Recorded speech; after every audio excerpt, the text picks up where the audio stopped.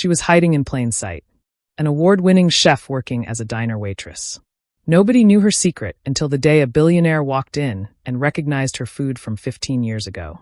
Just when he offered her the opportunity of a lifetime, her world came crashing down. Her daughter couldn't graduate. The rent was due, and she had to make an impossible choice. This story will make you cry, but I promise it ends beautifully. Welcome to Voice of Granny. While you are here, please hit the subscribe button. Comment your view on the story and where you are watching from. Have you ever wondered how a single moment can change everything? How one plate of food, prepared with love, could unlock a future you thought was lost forever? Let me tell you a story that will touch your heart. In the small town of Riverside, just outside of Chicago, there stood a little family restaurant called Maple Street Cafe. It wasn't fancy. The chairs were old, the tables had seen better days, and the paint on the walls was starting to fade. But every morning, the smell of fresh coffee and warm bread filled the air, and regular customers came in like they were visiting an old friend. Behind the counter, a woman named Grace Bennett moved quietly through her work. She was in her early 40s, with kind eyes and gentle hands that never rushed. When she served your food, it felt like she was taking care of you, the way a mother takes care of her child. Most people who came to Maple Street Cafe knew her as the quiet waitress who remembered everyone's order and always had a warm smile, even when life was hard. But what they didn't know was Grace's secret. Before life turned upside down, she had been someone completely different. She had been the head chef at one of Boston's most famous restaurants. She had won awards. Food critics had written articles about her cooking. She had been on her way to opening her own restaurant, living the dream she and her husband had built together. Then everything changed in one terrible night. Grace lived with her 16-year-old daughter, Lily. Just the two of them, making their way in the world. Lily was a bright girl, full of dreams and hope, studying hard at her school. Grace worked double shifts sometimes, doing whatever it took to give her daughter a good life. But no matter how hard she worked, the bills kept piling up, and the dreams she once had felt like they belonged to someone else, someone from a different lifetime. On this particular morning, the breakfast rush was slowing down. Grace was wiping down the counter when she heard a car pull up outside. She glanced through the window and saw an expensive black car, the kind that didn't usually stop at places like Maple Street Cafe. A tall man in a perfect suit stepped out, looking around like he wasn't quite sure he was in the right place. Grace recognized him immediately. Everyone in Chicago knew Daniel Westfield. He was a billionaire, the kind of man whose buildings shaped the city skyline. He was younger than she expected, maybe in his mid-40s, with gray hair at his temples and eyes that looked tired, like he carried the weight of the world on his shoulders. "Good morning, sir," Grace said as he walked in. "Table for one?" Daniel nodded and slid into a corner booth. He kept checking his phone, his hands shaking just slightly. Grace had learned over the years that everyone had their struggles, rich or poor. Money couldn't fix everything. "Just coffee, please," he said. "Black." Grace poured his coffee, noticing the exhaustion in his face. This was a man who hadn't slept well in days. When she set the cup down, he looked up at her. "Actually," he said, his voice uncertain, "what would you recommend? I haven't had a real meal in days." Grace studied him for a moment. Behind the expensive suit and the powerful presence, she saw someone who was hurting. Someone who needed comfort. "Our special today is pan-seared trout with herb rice," she said softly. "It's simple food, but sometimes that's exactly what we need. Food that feels like home." "Fine," he said. "Whatever you think." As Grace walked toward the kitchen, she made a decision. Instead of placing the standard order, she began preparing the dish herself. Her hands moved with a skill that had been sleeping inside her for 15 years. She selected the freshest herbs, the best piece of fish. She remembered techniques she had perfected long ago, in kitchens that now felt like a dream. The trout sizzled in the pan, and the smell of rosemary and butter filled the small kitchen. She prepared the rice with patience, the way she used to, making sure every grain was perfect. This wasn't just diner food anymore. This was art. This was love on a plate. When she placed the dish in front of Daniel 15 minutes later, his eyes widened. This wasn't what he expected from a small-town cafe. He took a bite. Then he stopped. His fork froze halfway to his mouth, and he stared at the plate like he'd just seen a ghost. "Excuse me," he said, his voice barely a whisper. "Who made this?" Grace felt her heart begin to race. After 3 years of hiding, after 3 years of being invisible, had one plate of food just revealed everything? "I did, sir," she said quietly, her hands clasped behind her back. Is something wrong? Daniel set down his fork slowly. His eyes never left her face. Wrong. He shook his head. This is identical to a dish I had 15 years ago. At a restaurant called River House in Boston. Exactly the same. Every detail. Grace felt the room spin. River House. The restaurant where she had poured her heart and soul. Where she had created that very recipe. Where her entire world had fallen apart. I think you must be mistaken, sir, she said, though her voice betrayed her. It's just our regular special. But Daniel was shaking his head, and there was something in his eyes now. Recognition. Understanding. No, he said. I know this dish. I ate it every week for 2 years. He paused, studying her face. Wait, you're her. You're Grace Laurent, the chef. And just like that, the past caught up with the present, and Grace's carefully built walls began to crumble. Hearing her old name spoken aloud felt like a punch to the chest. Grace looked around the cafe, grateful that it was quiet. Old Mr. Peterson was reading his newspaper in the corner booth, and Mrs. Chun was focused on her breakfast. No one else was listening. Please, Grace whispered, her voice shaking. I don't know what you're talking about. But Daniel was already standing, his face full of emotion. You won the Rising Star Chef Award in 2009, he said. You were on the cover of Culinary Excellence magazine. They said you were going to be the next big name in American cooking. You were about to open your own restaurant, until... He trailed off, and his expression changed. The excitement faded, replaced by something deeper. Until the accident. Grace's hands trembled. The memories came flooding back like a wave she couldn't stop. The night that changed everything. The phone call at 3 a.m. Her husband James, driving home from his shift at the hospital. A drunk driver. 3 blocks from their apartment. Gone in an instant. That life is over, Grace said, and her voice broke. Please. I just want to work in peace. Daniel's entire demeanor changed. The businessman disappeared, and in his place stood someone who understood pain. I remember reading about it, he said gently. I'm so sorry. But Grace, your talent. Why are you hiding here? Grace felt something rise up in her chest. 15 years of holding everything inside. Because talent doesn't pay the rent, she said, and there was fire in her voice now. Because talent doesn't put food on the table or pay for my daughter's school. Because when tragedy strikes, the culinary world moves on without you. Because sometimes starting over means starting simple. The bell above the door chimed, and the lunch crowd began to trickle in. Grace looked toward the kitchen, knowing she had work to do. But Daniel gently touched her arm. What if you could have both, he asked. Security in your calling? What if you didn't have to choose? Before Grace could answer, the door burst open again. This time it was Lily, her daughter, still in her school uniform. And she was crying. Mom, Lily said, her voice breaking. They're saying I can't graduate. The tuition check bounced again. Grace felt her 2 worlds collide. The life she had lost and the daughter she would do anything to protect. Right here, right now, in front of this stranger who had somehow recognized her secret. Baby, what are you talking about? Grace asked, pulling Lily aside. Her face burned with embarrassment. This was private. This wasn't supposed to happen in front of anyone. Mrs. Harrison called me to the office, Lily said through her tears. She said if we don't have the money by Friday, I can't walk at graduation. Mom, all my friends will be there. I've worked so hard for this. Grace felt her heart shatter. She had worked so hard to give Lily everything. But it was never enough. No matter how many shifts she took, no matter how hard she tried, they were always one step behind. Daniel watched this moment unfold. He had spent 15 years building an empire, making deals, acquiring properties. But nothing had prepared him for this. For witnessing a mother's quiet desperation and a daughter's broken dreams. How much? He asked quietly. Sir, please, Grace said, her pride fighting against her fear. This isn't your concern. $3,000, Lily said, wiping her eyes. It's for my senior year fees and graduation expenses. I know we don't have it. I know it might as well be $3 million.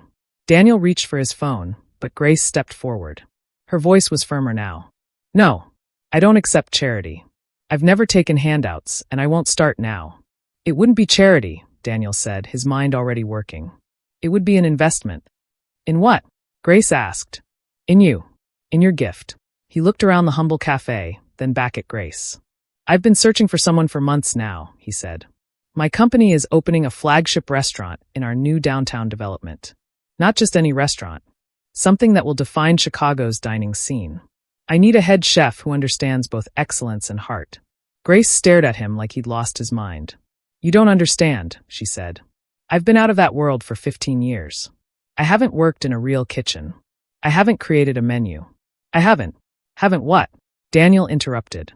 Haven't poured love into every dish you make here? Haven't turned basic ingredients into something extraordinary? He pointed to his plate. This trout, made with limited resources and basic equipment, is better than anything I've eaten in the most expensive restaurants in the world. That doesn't happen by accident. Lily looked between her mother and this stranger who was offering them a lifeline. Mom, she said softly, you never told me you used to be famous. I wasn't famous, sweetheart, Grace said. I was just different then. Daniel sat back down, his voice gentle but insistent. The position comes with a 6-figure salary, full benefits, and a signing bonus that would cover Lily's education through college. All I need is someone who cooks with their soul, not just their skill. The cafe fell silent. The other customers continued their conversations, completely unaware of the life-changing moment happening in the corner booth. Grace looked at her daughter's hopeful face, then at this man who had somehow seen past her uniform to the person she used to be. Why? She whispered. Why me? You could hire anyone. Anyone in the world. Daniel's answer was simple, but it carried the weight of truth. Because 15 years ago, your food saved my life. The words hung in the air like a sacred promise. Grace searched Daniel's face for any sign of deception, but found only raw honesty in his eyes. My father died when I was 28, Daniel said, his voice steady but vulnerable. I inherited a company that was drowning in debt. Every business advisor told me to sell, to walk away. But it was my father's legacy. How could I just let it go? He looked down at his hands, remembering. Every night for 2 years, I would sit in your restaurant. I'd order this same dish, the pan-seared trout with herb rice. I'd sit there with my notebooks and my loan applications and my rejection letters, trying to figure out how to save everything my father had built. Grace felt tears forming in her eyes. She remembered those nights. The young man who always sat alone in the corner, who always ordered the same thing, who would stay for hours, working through stacks of papers, looking like the weight of the world was crushing him. I remember you, she whispered. You always asked for the corner table. You'd spread your papers everywhere. Business plans. Financial statements. Daniel nodded, a sad smile on his face. Your staff probably thought I was crazy, sitting there for hours over one meal. But that dish. He paused, searching for the right words. That perfect combination of flavors reminded me that excellence was still possible. That something beautiful could come from simple ingredients if you put enough care into it. Your food wasn't just nourishment. It was hope on a plate. Lily watched this exchange with growing amazement. She was seeing a side of her mother she had never known existed. Mom, she said softly, is this really happening? Before Grace could answer, Frank, the cafe's owner, appeared from the kitchen. He was an older man with kind eyes and a gentle smile. He had obviously heard enough to understand what was going on. Grace, honey, he said firmly, you take this opportunity and you run with it. Don't you dare look back. But Frank, Grace protested, you've been so good to me. I can't just leave you. Frank laughed, shaking his head. Good to you? Girl, you've tripled my business just by being here. Half my customers come back because of that magic you do with our everyday ingredients. I always knew you were meant for bigger things. I was just grateful to have you here as long as I did. Daniel stood up, extending his hand to Grace. I'm not asking you to decide right now, he said. Come see the space tomorrow. Bring Lily. Let me show you what we're building. If it doesn't feel right, walk away. No hard feelings. But if it does, Grace looked at her daughter's hopeful face, at Frank's encouraging nod, at this man who somehow remembered her food from 15 years ago, who claimed it had given him hope when he needed it most. She thought about James, about the dreams they had shared, about the restaurant they had planned to open together. They were going to call it Grace and James, a place where food was made with love, where every guest felt like family. Maybe this wasn't the path they had envisioned, but perhaps it was still a path forward. Perhaps James would want her to take this chance.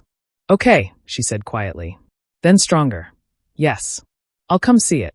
Daniel smiled, the first genuine smile she had seen from him. He reached into his wallet and pulled out a business card, writing something on the back. Here's my direct number, he said. And Grace. He handed her an envelope. Consider this an advance on your signing bonus. Make sure Lily walks at her graduation. Sir, I can't. You can, and you will, Daniel said firmly. Because in 20 minutes, you reminded me why I fell in love with your cooking in the first place. Excellence isn't about expensive ingredients or fancy techniques. It's about putting your heart into everything you create. As Daniel left the cafe, Grace held the envelope with shaking hands. She knew that inside was more than just money. It was a second chance. A doorway back to the life she thought was lost forever. Mom, Lily said, hugging her tightly. I'm so proud of you. Grace held her daughter close, feeling 15 years of grief and struggle finally begin to lift. She had been so focused on survival, on just getting through each day, that she had forgotten what it felt like to dream. That night, after her shift ended, Grace sat in her small apartment with Lily. They opened the envelope together. Inside was a check for $5,000 and a handwritten note. Grace, it read. This isn't charity. This is paying back a debt. 15 years ago, when I was at my lowest point, your food gave me hope. It reminded me that beauty and excellence still existed in the world. Because of you, I didn't give up. Because of you, I found the strength to keep fighting. Now it's my turn to give you hope. Let me help you reclaim the gift you've been hiding. The world needs your cooking. More importantly, you need to cook again. Not just to survive, but to thrive. See you tomorrow. Daniel. Grace read the note 3 times, tears streaming down her face. Lily held her hand, both of them crying and laughing at the same time. Dad would be so happy, Lily whispered. He always said your cooking could change the world. Grace looked at the old photograph on her mantel. James, smiling at the camera, his arm around her shoulders. They had been so young, so full of dreams. She had thought those dreams died with him that terrible night. But maybe, just maybe, they had only been sleeping, waiting for the right moment to wake up again. Tomorrow, she would visit Daniel's restaurant space. Tomorrow, she would take the first step back into the world she had left behind. Tomorrow, everything would change. The next morning, Grace stood in front of her closet, staring at clothes she hadn't worn in years. In the back, behind the uniforms and simple dresses, hung a chef's jacket. White pressed, with her name embroidered on it. Grace Laurent. She pulled it out, running her fingers over the fabric. It still fit perfectly. Lily appeared in the doorway, already dressed and ready to go. You look beautiful, Mom, she said. Grace smiled, but her hands were shaking. She was terrified. What if she had lost her skills? What if 15 years was too long? What if Daniel took one look at her in a real kitchen and realized he had made a terrible mistake? What if I fail? Grace whispered. Lily came over and took her mother's hands. Mom, you've been cooking with love every single day for 15 years. That doesn't just disappear. And even if this doesn't work out, at least you tried. At least you didn't let fear win. Those words, so wise from someone so young, gave Grace the courage she needed. The restaurant space was in downtown Chicago, in one of Daniel's newest buildings. When they arrived, Grace stood outside for a moment, looking up at the gleaming glass and steel structure. This was a different world from Maple Street Cafe. Daniel met them at the entrance, his face lighting up when he saw them. Grace, Lily, welcome, he said warmly. Come, let me show you what we're building. He led them through the space, and with each step, Grace felt something stirring inside her. The dining room was beautiful, with floor-to-ceiling windows overlooking the city. The space was elegant but warm, modern but inviting. It didn't feel cold or pretentious. It felt like a place where people could gather, share stories, and feel at home. We've designed it to seat 150 guests, Daniel explained. But we want it to feel intimate. Every table should feel like the most important table in the room. Then he opened the doors to the kitchen, and Grace's breath caught in her throat. It was magnificent. State-of-the-art equipment. Spacious workstations. Everything a chef could dream of. But more than that, it was designed thoughtfully. She could see how the workflow would move, how a team could work together efficiently. This wasn't just a kitchen. This was a sanctuary for creating art. What do you think? Daniel asked, watching her face. Grace walked slowly through the space, her fingers trailing over the counters. She could already imagine dishes coming to life here. She could see her team moving in harmony, creating beautiful food that would nourish both body and soul. It's perfect, she whispered. But Daniel, I have to be honest with you. She turned to face him, her voice trembling. I'm scared. What if I can't do this anymore? What if I've been away too long? What if I let you down? Daniel walked over to her, his expression serious but kind. "Let me tell you something about fear," he said. "When I inherited my father's company, I was terrified. Every day I thought I would fail. Every decision felt like it could be the one that destroyed everything. But you know what kept me going?" "What?" Grace asked, remembering that trout dish. Remembering how something so seemingly simple could be so extraordinary. "You taught me that excellence isn't about being fearless. It's about caring so deeply that you push through the fear." Lily, who had been quietly exploring the space, called out from across the kitchen. "Mom, come look at this." She was standing by a window that overlooked a small herb garden on the building's terrace. "Daniel said if you take the job, you can grow your own herbs right here," Lily said, her eyes shining. "Just like you always talked about doing with Dad." Grace felt tears spill down her cheeks. James had always dreamed of having an herb garden at their restaurant. He used to say that food tasted better when you could pick the herbs with your own hands, when you knew exactly where everything came from. Daniel cleared his throat gently. "I want to make you an offer," he said. "But not just as an employee. I want you as a partner. I'll provide the space, the resources, and the business infrastructure. You provide the vision, the menu, and the heart. We split the profits 60-40 in your favor. This isn't just my restaurant. It would be ours. What do you say?" Grace stood there, overwhelmed. A partnership. Not just a job, but ownership. A real stake in something beautiful. "Why would you do this?" she asked. "You barely know me. I know your food," Daniel said simply. "And I know your character. In 15 years, you've never given up.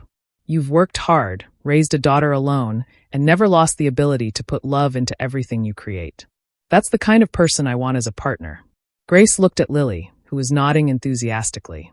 She looked at the kitchen, at the herb garden, at this beautiful space that could become a new beginning. She thought about James, about how he would tell her to be brave, about how he always believed in her, even when she didn't believe in herself. "I have one condition," Grace said, her voice steady now. "If we do this, we do it right. I want to hire people who need second chances, like I got. Single parents, people who faced hardship, people who might not fit the traditional mold, but who have heart and determination." Daniel extended his hand, a huge smile spreading across his face. "I wouldn't have it any other way." As Grace shook his hand, she felt something shift inside her. The fear was still there, but it was quieter now. In its place was something she hadn't felt in 15 years. Hope. And maybe, just maybe, that was enough to begin again. 6 months later, Grace stood in the kitchen of Heritage, the name they had chosen for the restaurant. It was opening night, and the dining room was packed with guests. Food critics from across the country had come to Chicago. Local media was covering the event. But Grace wasn't thinking about any of that. She was thinking about the team she had built. Her sous chef, Amanda, was a single mother of 3 who had been working in fast food until Grace found her. Her pastry chef, Raphael, had spent 5 years in prison for a mistake he made as a young man, and no one would give him a chance until Grace did.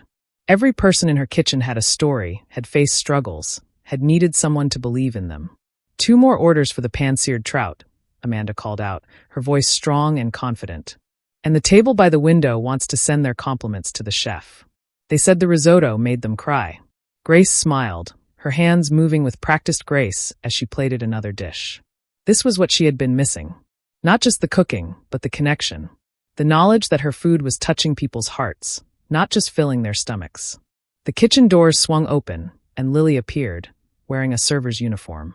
She had decided to take a gap year before culinary school, wanting to work alongside her mother and learn the business from the ground up. "Mom," Lily said, her face glowing with pride. "You need to come out here. They're asking for you." Grace wiped her hands on her apron and stepped into the dining room. The applause started immediately. Guests stood up, clapping and cheering. Some were wiping away tears. Grace felt overwhelmed by the love in the room. Daniel approached her, carrying a framed newspaper review. "Have you seen this?" he asked, his eyes bright with joy. The headline read, "Heritage, where soul meets excellence." The review went on to praise not just the exceptional cuisine, but the warmth and humanity that permeated every aspect of the restaurant. The critic had written, "Grace Lauron doesn't just feed you. She nourishes your spirit. This is food that reminds us why we gather around tables, why we break bread together, why cooking is one of humanity's most sacred acts." Grace felt tears streaming down her face. But these were different tears than the ones she had cried for 15 years. These were tears of joy. Frank appeared from the crowd, his face beaming with pride. True to his word, Daniel had helped him expand Maple Street Cafe into 3 locations, with Grace consulting on the menu development. Frank had even hired 2 new cooks, giving them the same chance he had given Grace. "Look at you," Frank said, pulling her into a hug. "I always knew you were destined for this." The evening continued, course after course leaving the kitchen. Each plate was a small work of art, but more importantly, each one was made with love. Grace had insisted on keeping some of the humble touches that had made Maple Street Cafe special. Every guest was greeted personally. Special requests were not just accommodated, but celebrated. The staff was trained to treat every person who walked through the door like family. As the last guests were leaving, an elderly woman approached Grace. Her eyes were red from crying. "Thank you," the woman said, her voice shaking with emotion. "My husband passed away 6 months ago. This is the first time I've felt joy since he died. Your food reminded me that beauty still exists in the world." Grace held the woman's hands, understanding that pain all too well. "I lost my husband too," Grace said softly. 15 years ago. And you're right, beauty does still exist. Sometimes we just need someone to remind us." After the last guest left and the kitchen was cleaned, the team gathered for a toast. Daniel raised his glass. "To Grace," he said, "who taught me 15 years ago that excellence matters. Who taught me 6 months ago that second chances can change lives. And who reminded all of us that cooking is an act of love." "To Grace," everyone cheered. But Grace raised her own glass and looked around at these beautiful faces. "No," she said. "To all of us. To everyone who has been knocked down and found the courage to stand back up. To everyone who has faced darkness and chosen hope. To everyone who believes that our past doesn't define our future." Later that night, when everyone had gone home, Grace stood alone in the empty dining room. Lily had driven back to the apartment, exhausted but happy. Daniel had left with promises to meet tomorrow to discuss expansion plans. The city lights twinkled through the windows. Grace pulled out her phone and looked at the photograph she carried with her always. James, smiling at the camera, full of life and love. "We did it, baby," she whispered. "Not exactly the way we planned, but we did it. I hope you're proud." She could almost hear his voice, feel his presence. He would be proud. She knew that. He would be proud of how she had survived, how she had raised their daughter, how she had found her way back to her gift. The restaurant was called Heritage for a reason. It honored the past while building toward the future. It celebrated where we come from while recognizing where we're going. It understood that our struggles make us stronger, that our pain can become our purpose, that sometimes the most beautiful things grow from the hardest soil. As Grace locked the door and walked out into the Chicago night, she felt something she hadn't felt in 15 years. Complete. Not because she had achieved success or recognition, but because she had learned that it's never too late to begin again. That talent combined with heart can overcome any obstacle. That one act of kindness can ripple out and change lives in ways we never imagine. And most importantly, that the people we love never really leave us. They live on in the things we create, in the love we share, in the dreams we finally find the courage to chase. Grace's story wasn't just about food or restaurants or second chances. It was about the human spirit's incredible ability to heal, to hope, and to rise again. And in the end, that's the most beautiful recipe of all. The end.